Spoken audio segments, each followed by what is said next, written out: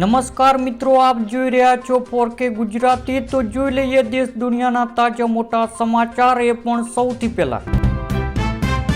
Diesel 95 રૂપિયાને પાર, petrol 100 રૂપિયા નજીક પહોંચ્યું, છતાં વિતરણમાં તથ્ય મોંઘવારીથી લોકો ટેવાઈ ગયા। 9 દિવસમાં ત્રીજી વખત ભાવ વધારો। ભાવનગર, અમરેલી, સોમનાથ જિલ્લામાં પેટ્રોલના ભાવ સૌથી વધુ। રાજ્યમાં પેટ્રોલ સરેરાશ 99 રૂપિયાનું લીટર, તેમાં 20% ઇથેનોલ।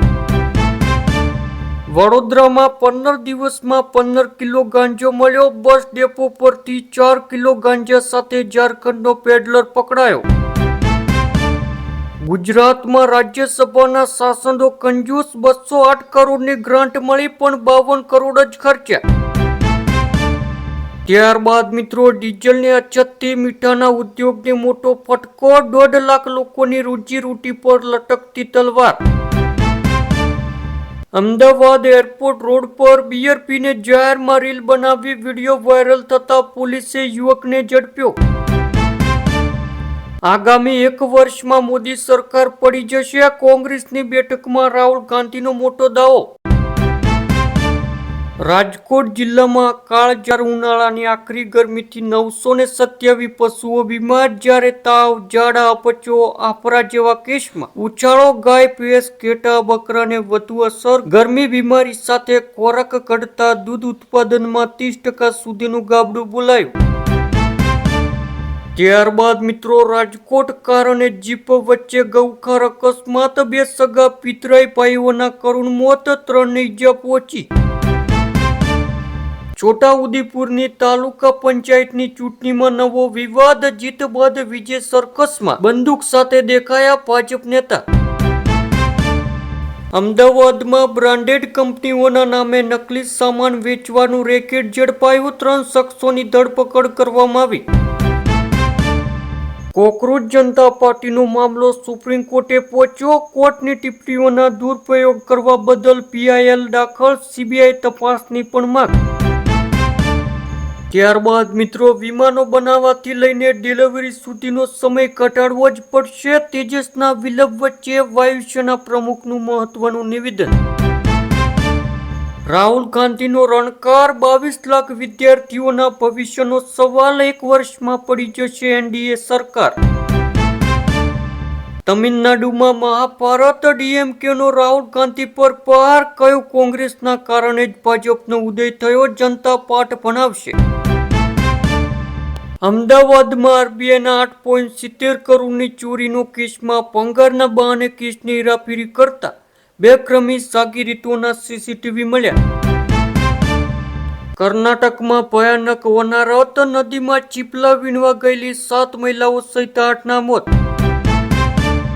ત્યારબાદ મિત્રો, બિલ્લી પગે આવતી મોંઘવારી, પેટ્રોલમાં 87 પૈસા, ડીઝલમાં 91 પૈસાનો વધારો। પેટ્રોલ ડીઝલના ભાવમાં 8 દિવસમાં 5 રૂપિયા સુધીનો વધારો। CNG પણ વધુ 1 રૂપિયાના વધારા સાથે 10 દિવસમાં કુલ 4 રૂપિયા મોંઘો થયો। હૈદરાબાદમાં ઈંધણ સૌથી મોંઘું, પેટ્રોલ 112.81 પૈસા, જ્યારે ડીઝલમાં 100 ને પાર, CNG રૂપિયા 100 એ પહોંચ્યું।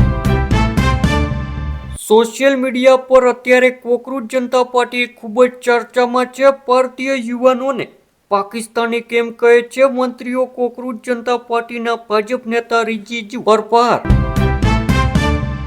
કોંગ્રેસે વિદેશી શક્તિઓની મદદથી હિસ્સા પડકાવવા માંગે છે, રાહુલ ગાંધીના નિવેદન મુદ્દે ભાજપનો વળતો પ્રહાર।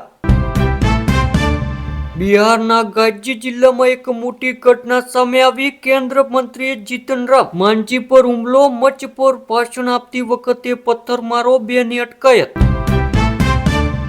ત્યારબાદ મિત્રો, હાઈવે પર દોડતા ટેલર બન્યા યમરાજ, 2 રાજ્યમાં ભયાનક અકસ્માત, 5 લોકોના કમકમાટી ભર્યા મોત। ઝારખંડ અને રાજસ્થાનમાંથી રવિવારે વહેલી સવારે 2 અલગ અલગ ભયાનક માર્ગ અકસ્માતો સર્જાયા। કર્ણાટકથી એક એવી ચોંકનારી ઘટના સામે આવી, સુપ્રીમ કોર્ટે ફેક ઓર્ડર બતાવી જેલથી મુક્ત થયો, આરોપી હવે 8 વર્ષ બાદ FIR નોંધાઈ। થોડા જ કલાકોમાં દુનિયાને મળશે સૌથી મોટી ગુડ ન્યૂઝ, દિલ્હીમાં અમેરિકાના વિદેશ મંત્રી બીઓનું નિવેદન। રશિયા યુક્રેન યુદ્ધને પડકાવવાનું કામ કરશે અમેરિકા, $11 કરોડ હથિયારોની ડીલ. થાઈલેન્ડ જવા માંગતા લોકોને ઝટકો, સ્થાનિક સરકારે 60 દિવસની વિઝા ફ્રી એન્ટ્રી બંધ કરી. મિડલ ઇસ્ટમાં ફરી કંઈક મોટું થવાનું છે. ઈરાન પર ટ્રમ્પની એક સોશિયલ મીડિયા પોસ્ટથી ખળભળાટ. રેલવે ટ્રેક પર પ્રચંડ વિસ્ફોટથી હચમચ્યું. પાકિસ્તાનનું ક્વેટા શહેર, 23ના મોત, 53થી વધુ ઇજાગ્રસ્ત.